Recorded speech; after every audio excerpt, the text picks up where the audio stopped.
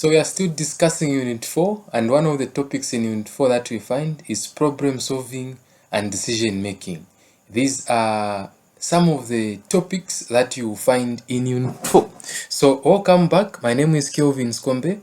I'm a registered nurse, transformational leader, and the author of the amazing book titled Become a Nurse, A Roadmap to Becoming an Exceptional Nurse. Without wasting much of your time, let's start by discussing the definition of problem solving. So we'll start with problem solving, then we'll discuss decision making, and then we'll later on discuss the differences between problem solving and decision making. It will just take us about maybe less than 20 minutes. Yeah, so let's start. What is problem solving? So the ultimate goal of problem solving is to overcome obstacles and find a solution that best resolves the issue. So the reason why you are trying to solve a problem is to find a solution that will resolve that issue. Yeah, guys, you need to be problem solvers in life if you are to live a good life, even away from nursing.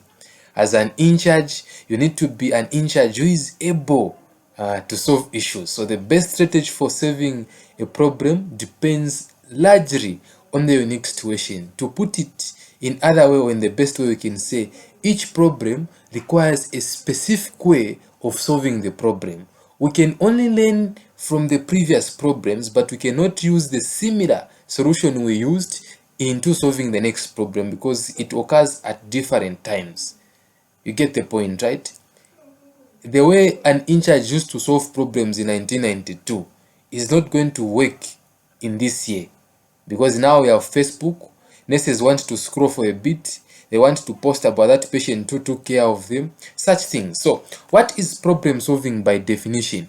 So we are saying problem solving is defined as a mental process. I want you to take note of this word, mental process. It is defined as a mental process. Kutontonkanya. So problem solving is defined as a mental process that involves discovering, analyzing, and solving problems. So we are learning here that solving problems is a mental process that involves one, discovering, analyzing, and solving problems. So you need to have a problem, analyze the problem, and solve it. That is a simple definition of problem solving. So it is important to follow a series of steps. There are steps in problem solving, and NMCZ likes this. They will just ask you to explain the steps in problem solving, and you need to be able to explain your how to solve the problem. So we are going to discuss those steps. Yeah, so it is important for you to follow a series of steps referred to as the problem solving cycle, which includes developing strategies and organizing knowledge. So while this cycle is portrayed sequentially, people rarely follow a rigid series of steps to find a solution. So as I said, there is no best way in solving a solution. You just tackle here and there, and then your problems are solved. So we often skip steps or even go back through steps multiple times until the desired solution is reached. So now let us look at these steps of solving problems. Step number 1 is identifying the problem. You can never solve the problem if you do not identify the problem. If you discover that nurses are coming late at work, you need to identify why are they coming late at work. Is it that they are very far? You start thinking about that. Why is it that my nurses are not enjoying the work in my ward? What is happening? Are they working good conditions in here? What can we do better? You are trying to identify the problem. So while it may seem like an obvious step, identifying the problem is not always as simple as it sounds. In some cases, people might mistakenly identify the wrong source of a problem, which will make attempts to solve it inefficient or even useless. So when you are writing in an exam, you write identifying the problem.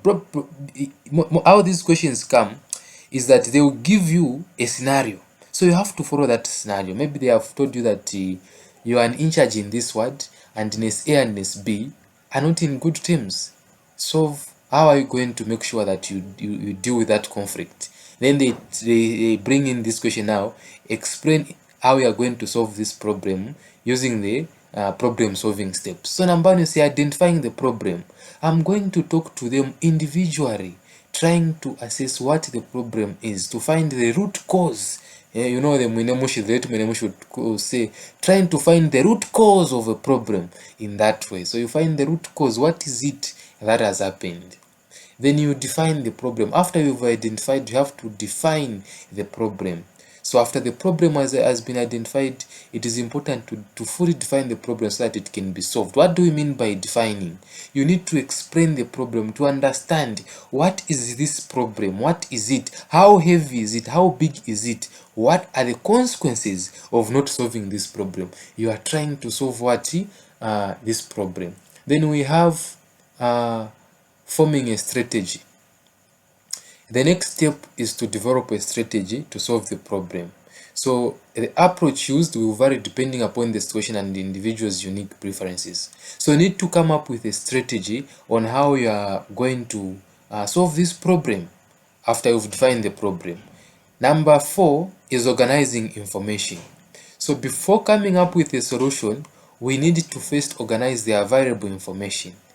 The more information that is available, the better prepared will be to come up with an accurate solution. And that is the organizing information.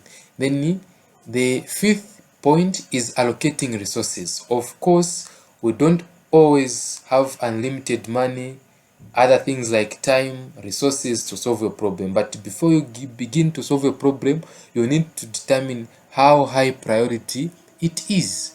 So a problem might be a lot of things. It can not only be conflicts between your nurses. Sometimes there's shortage of things. How are you going to work with those things? How are you going to solve the problem of this patient demanding Panadol?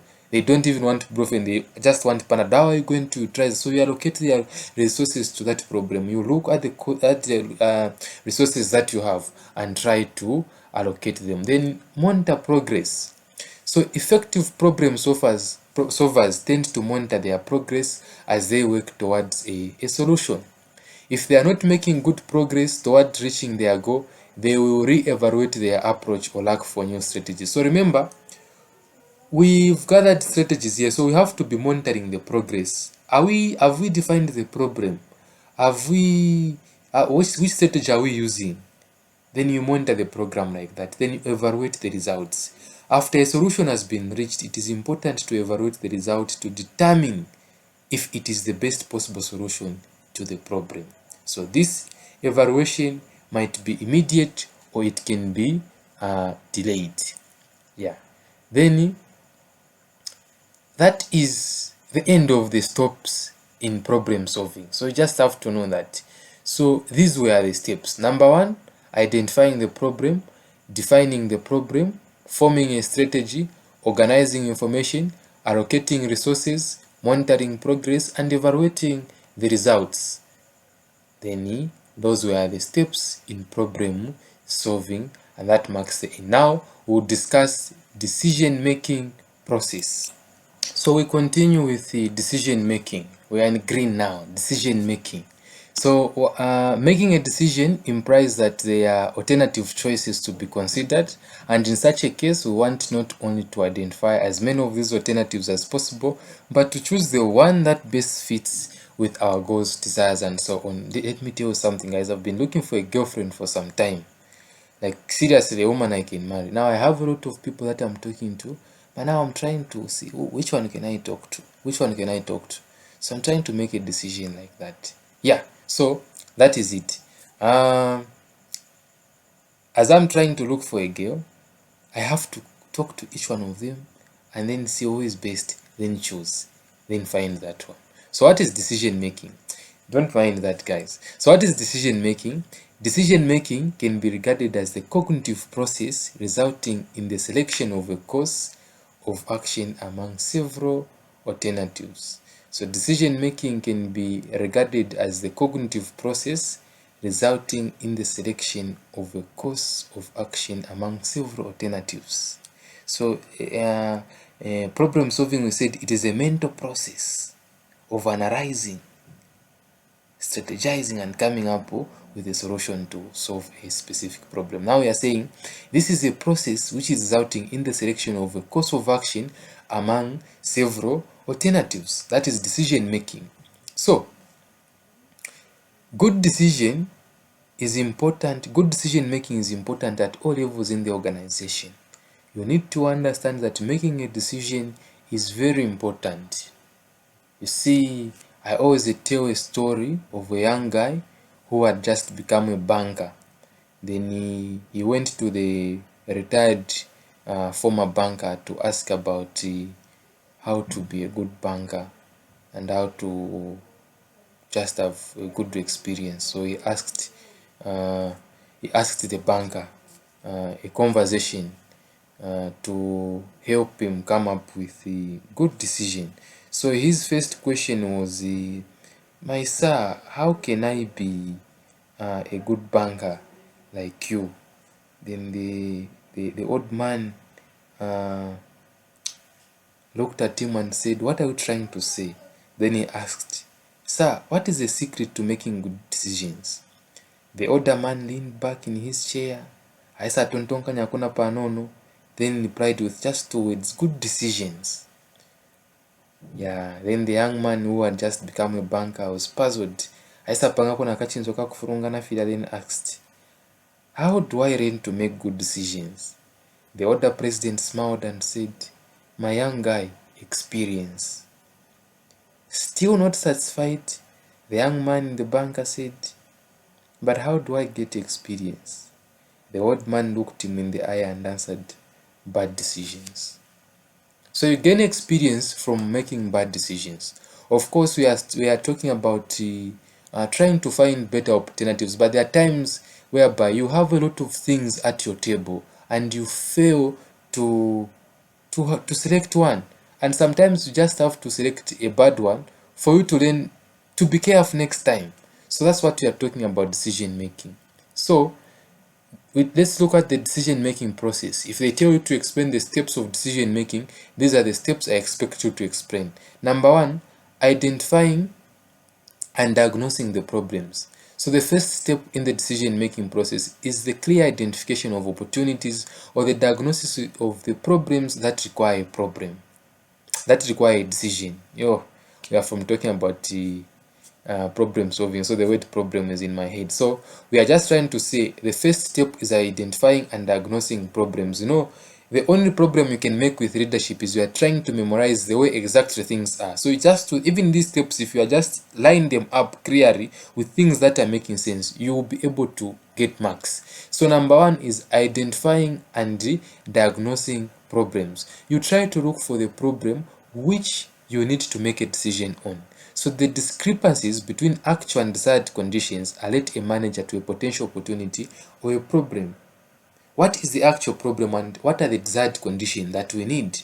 So those things are going to be a potential opportunity or a problem. Number 2, you need to identify the objectives. So what are the objectives? Objectives reflect the result of the organization wants to attain.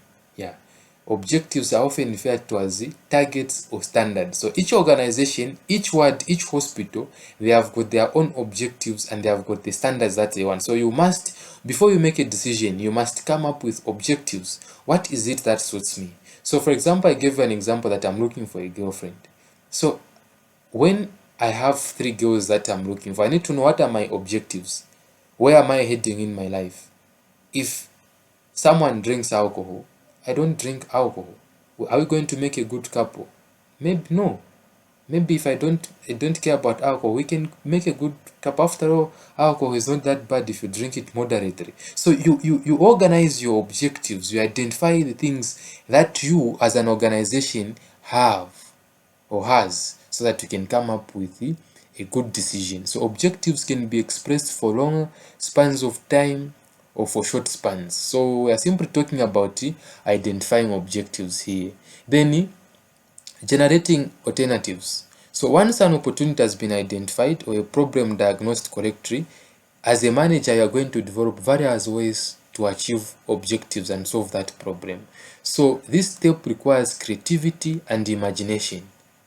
where you go into the future, start thinking your life with this girl, you think about it, then you conclude. So in generating alternatives, the manager must keep in mind the goals and objectives that he or she is trying to achieve.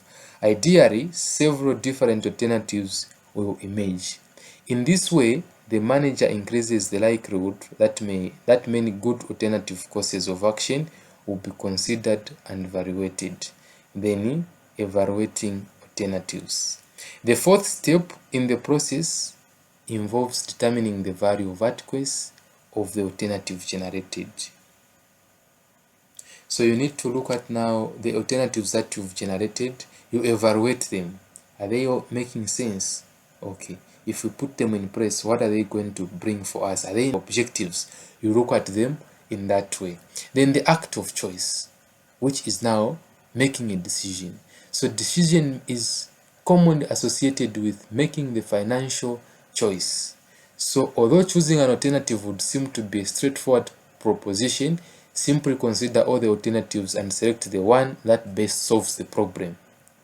Because the best decisions are often based on careful judgments, making a good decision involves carefully examining all the facts, determining whether sufficient information is available, and finally selecting the best alternative. Fine. Yeah, so that is the act of choice. Then you implement. When decisions involve taking action or making changes, choosing ways to put these actions or changes into effect become an essential managerial task. So you have to implement these things now. Yeah, so the keys to effective implementation are: one, sensitivity to those who will be affected by the decision. So NMCZ can ask you a question: what are some of the things you have to put in place to have an effective implementation on the decision that you are making? So start thinking, okay, you need to consider the sensitivity to those who will be affected by the decision that is going to be made. Then you explain.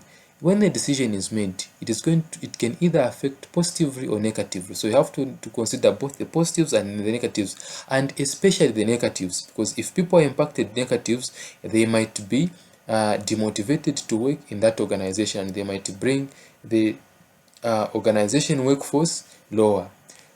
Proper planning, consideration of the resources regarding to carry out the decision.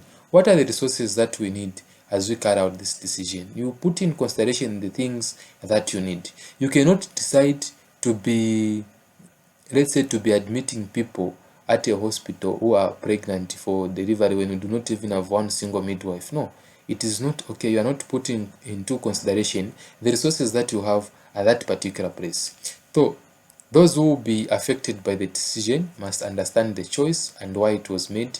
That is, the decision must be accepted and supported by the people who are responsible for its implementation. So these needs can be met by involving employees in the early stages of the decision process so that they will be motivated and committed to its successful implementation. Then monitoring and evaluating. No decision making process is complete until the impact of the decision has been evaluated. At the end of the day, you need to monitor and evaluate the whole decision process. How did our decision go? What came out? So you observe the impact of the decision. Is it going as we planned? Are the objectives being met? Just like that. So positive feedback indicates that the decision is working and that it should continue and perhaps applied elsewhere in the organization. So negative feedback indicates that implementation requires more time, resources, effort, or planning than originally thought, or that the decision was a poor one and need to be examined. So Filiwa Rondora as a good student. So if we have, if you are asked to explain the decision-making process, you are going to explain nicely. You are going to say identifying and diagnosing problems, identifying the objectives, generating alternatives, evaluating alternatives, the act of choice. You talk about implementing, talk about monitoring and evaluating, talk about